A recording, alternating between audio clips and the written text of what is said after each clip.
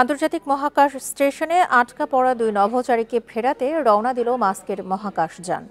শনিবার সকালে মহাকাশের উদ্দেশ্যে রওনা দেয় স্পেস এক্সের ক্রু-10 মহাকাশযানটি।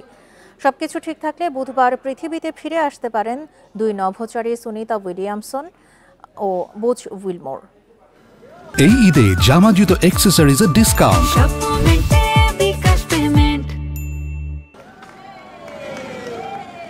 বোয়িং স্টারলাইনার মহাকাশযান করে ৫ জুন আন্তর্জাতিক মহাকাশ স্টেশনে যান মার্কিন নভোচারী সুনিতা উইলিয়ামস ও বুচ উইলমোর।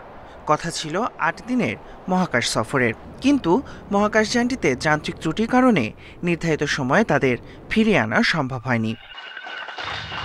ওই সময় থেকেই ৯ মাসেরও বেশি সময় ধরে মহাকাশে আটকা আছেন ভারতীয় বংশোদ্ভূত সুনিতা ও বুচ। গত বছর আগস্টে তাদের রেখেই পৃথিবীতে ফিরে আসে স্টারলাইনার স্পেসক্রাফট।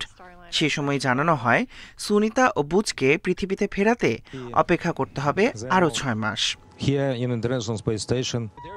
তাদের ফেরানোর দায়িত্ব দেওয়া হয় ইলন মাস্কের সংস্থা স্পেস এক্সকে।